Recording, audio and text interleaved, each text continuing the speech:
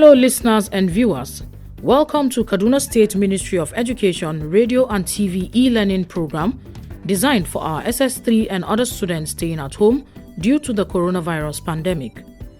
The present administration under the able leadership of His Excellency, Malam Nasir Ahmed El-Rufai, is positioned as always to ensure that under his leadership, our students are not left behind in all areas of human endeavors, especially education.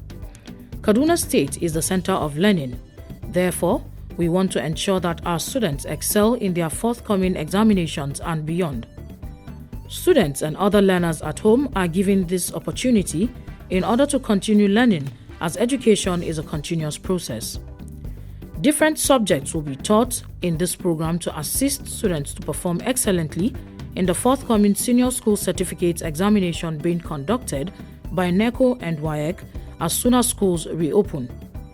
Teachers making presentations will always provide their names and phone numbers during each presentation, and they can be contacted for questions, further explanations, and/or clarifications.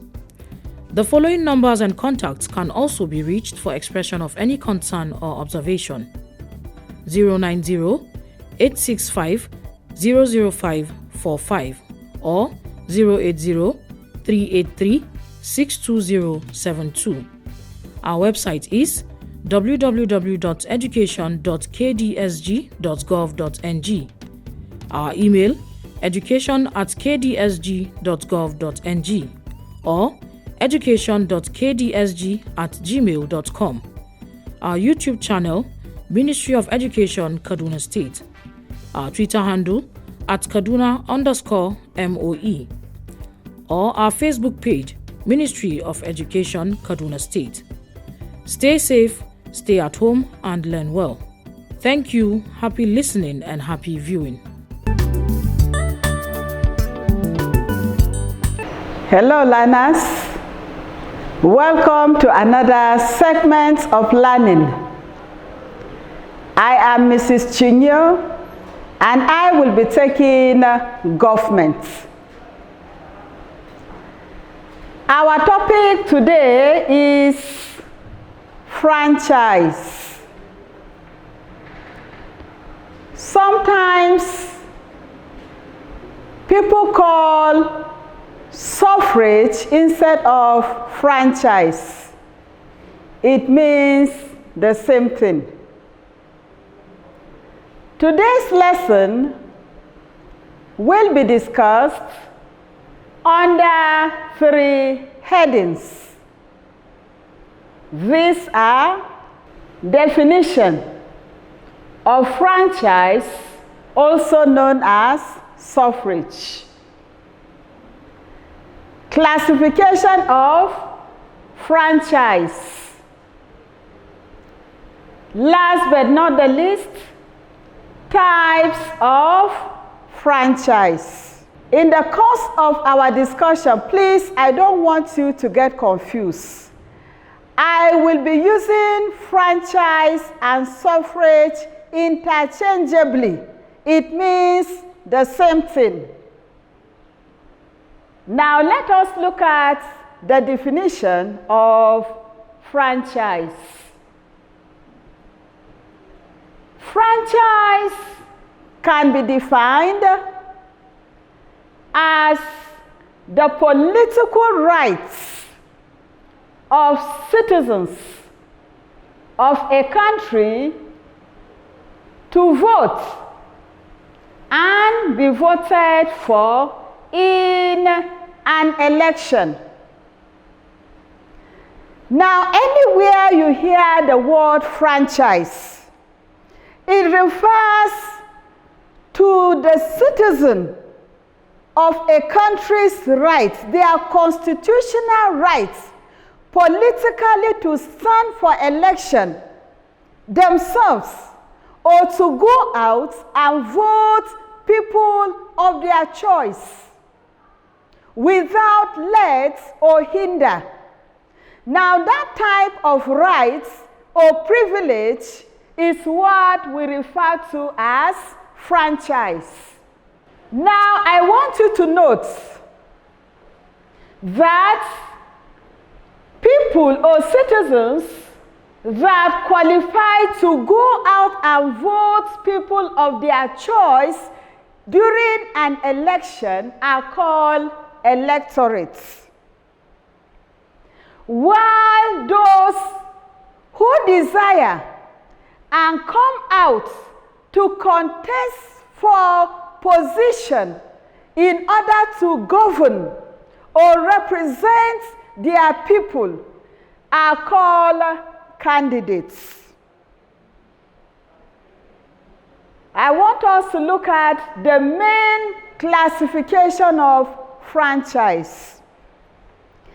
Franchise is divided into two main classes. There is what we call limited or restricted franchise. Don't forget, I am trying to describe the main classification of franchise. And I said franchise is classified into two main groups. The first I call limited or restricted franchise. What do we mean by that? By way of definition. Restricted franchise is a practice whereby the political rights to vote and be voted for is reserved or given to selected citizens. In this case, we are saying that it is not every citizen that is given the right to either vote or stand in for election and be voted for. Why? Because there are some criteria such a person has not met. That brings us to look at factors that inform franchise given to a few people. Restricted franchise is determined by the following factors. 1, sex of the citizen. There are some countries that women are denied franchise. They cannot go out to vote, let alone stand and vie for an elected position. Only the male folk are given that voting rights. In that case, you will say sex is a determinant factor under restricted franchise. The next factor is race, which I give the name skin color. That is the right of a citizen to vote and be voted for depends on the color of his skin. I will give you an example of a typical country that practices this type of franchise.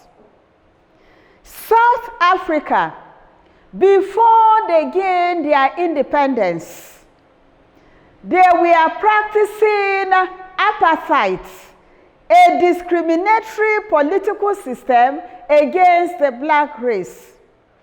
Now, under apartheid regime of South Africa, blacks were denied franchise. They were not allowed to go to vote let alone stand and vie for political position. 3, years of residency. In restricted franchise, a citizen can be denied the right to vote and be voted for because he has not resided in the country or the state where the election will be conducted for a specified number of years. Maybe the Constitution says for you to be given franchise, you must have been a resident of 20 years. That means anybody that has not attained the age of 20 in that state or country is what? Is denied franchise. Level of education is another factor. In some books, instead of level of education, you will see the word fancy.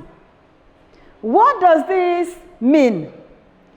It is a practice whereby only people that attain certain level of education are given franchise. It may be the condition they will give is that you must have a university education, or you must have a higher or lower diploma, or you must have passed through the secondary school and you have your secondary school leaving certificate, or primary school. Now they will give a condition that you must attend certain level of education before you are allowed to vote. In that case, it is called what? Level of education. Then religious affiliation. Religious affiliation simply means the religion you belong to. In some countries of the world, religion plays a very important role in their politics. Ownership of property. In Nigeria, even before independence, when McPherson's Constitution was introduced in 1922, and the right to vote was to be given to some Nigerians, property actually played a part. You must be an owner of property, good structure, buildings. You own wealth, properties in the land before you are allowed to vote. The reason for that is very simple. The Europeans then believed that only people that invested in heavy property in the country, that have a stake in the country, they will care for the country because they don't want their investment to go down the drain.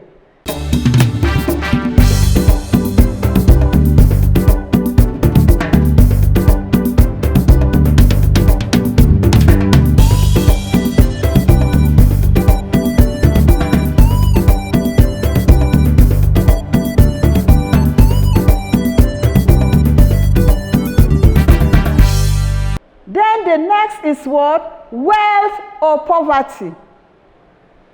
Now, in this context, franchise is only given to wealthy people and denied to poor people. If you were considered poor, I think in 1922 they said you must earn about £100 before you will be given franchise. How many people earned those money in those days? Very few. So you find out that the wealth of a citizen actually guarantees him or serves as a factor that gave him franchise. While the poor were denied because they had nothing at stake. They had no wealth to protect in the country. Therefore, their views politically were not important as far as those that made the rules in those days we are concerned. Now, that brings us to the second classification of franchise. This is called unlimited franchise. What do we mean by that? Unlimited franchise is a practice whereby all qualified citizens are entitled to the right to vote and be voted for. Sometimes, unlimited franchise is what we call universal adult suffrage.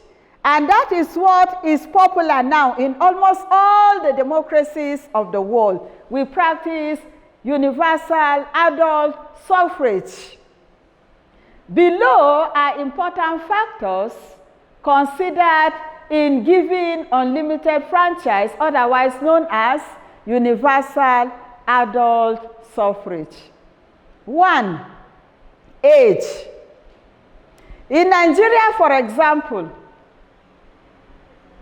franchise is given to the citizens that have attained the age of 18.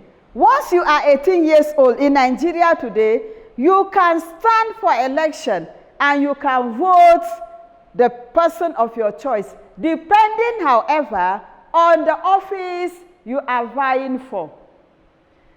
Britain and the US also give franchise to citizens of 18 years old. Germany pegs theirs to 20 years, while India stands for what? 21 years. All these are qualifications. Once you have attained these ages, in most democracies of the world, you are given the right to vote. Number 2, citizens have to register and have a voter's card. To qualify for universal adult suffrage, all you need to do is to do what? Go and register during voters registration and then collect your permanent voter's card. Once you do that, when the next election comes, you can do what? You can vote. Number 3, citizens must be sane. That is, they must be mentally sound, not crazy, not mad. You cannot pick a madman on the streets or someone you know is mad, chain at home, and say he should be given the right to vote and be voted for. No, he will not qualify. Only those that are sane will be given or are given franchise. Number 4, citizens must have resided in the country for the number of years as specified by the Constitution. Every constitution has their criteria for giving franchise. If the Constitution says you must reside in Nigeria or Ghana or US for 20 years before you are given the right to vote and be voted for, then you must fulfill that Constitution. If you fulfill that Constitution and you are denied franchise, then you have a case to take up legally. We are looking at factors that qualifies one for universal adult suffrage. I hope you are following. Number 5, citizens must not have been convicted under a competent court of law. The point here is franchise will not be given to criminals, people that at one point or the other in their lives were convicted for a serious crime by a competent court of law. Maybe you have committed murder and you were able to buy your way out. I am not saying it happens. I'm just giving you serious issues that can deny you franchise. Or you were once indicted as a criminal, armed robber, and the likes. Such cases, you cannot be given what? Franchise. What will you come and tell the citizens? That I was an ex-armed robber or murderer and now I want to be your leader? It cannot be. Number 6, for candidates, that is those who want to stand and vie for political election, such a person must not be bankrupt. That is, the bank must not have charged you for bankruptcy. You borrowed money, you have to sell all your property, you are owing left, right, and center. You are bankrupt. Now, such people cannot vie, they cannot stand for any elected position because they have been declared financially distressed, bankrupt. Having discussed that, the next important issue I want us to look at this afternoon is types of suffrage. Now, if you look at the previous unit, we said main classification of suffrage. Do not get confused. We want to look at types of suffrage now. 1. Universal adult suffrage. Universal adult suffrage means the voting rights that is given to all adults, whether they are male or female, whether they are Muslims, Christians, traditional believers, or atheists. As long as they are sane, you give them franchise. As long as they have attained the age of 18, in the case of Nigeria, they qualify for franchise. So when you are asked to describe type of franchise, this is where you are supposed to fall back to. Number 2, adult male suffrage. Up to 1954, in Nigeria, in northern Nigeria to be specific, only male were given franchise. Women were not allowed to vote up to that period. In fact, up to 1959 in Nigeria, women were not allowed to vote, only the male folk. Now, it is a practice whereby it is adult male, sane, that are given the right to stand for political elective position or to go out as electorate to vote people of their choice. This practice, it is believed that men or the male folk, we are more sensible in their choice.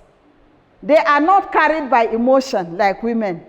Some of the arguments are based on that. Number C, taxpayers suffrage. This is a practice whereby only people that have evidence or receipt to show that through that elective year that they have consistently paid their taxes. Those were the only people that qualified franchise. Anybody, whether you were wealthy, you owned property, you were a male or a female, but had no evidence to show that you paid your taxes to your community and your society, you were denied franchise. Number 4, property owner suffrage. Now, this is a practice whereby only individuals that own landed properties in the country or in the province or in the states were given franchise.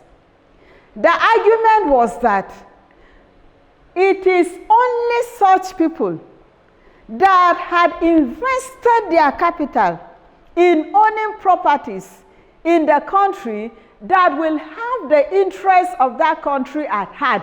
Because if anything went wrong, they stand to lose their capital, they stand to lose their investment, they stand to lose their property. So it is assumed that such people will work for the progress of that society. But before stepping out, I will leave you with the following assignments. I want you to work on the assignments and send it to me because I will mark it. The questions are: 1. Define suffrage. 2. State 3 types of suffrage of your choice. I take it again. Define suffrage. State 3 types of suffrage of your choice. I still remain Chinyo Juliana with this phone number 0805 87 06 029. Or you send your assignment to my email at julianachinyo@gmail.com. julianachinyo@gmail.com. I take the number again. 0805 870 6029. Email address julianachinyo@gmail.com. Please stay safe. Coronavirus is real. Stay at home.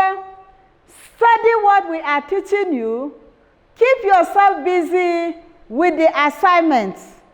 I hope to see you in our next class. Thank you.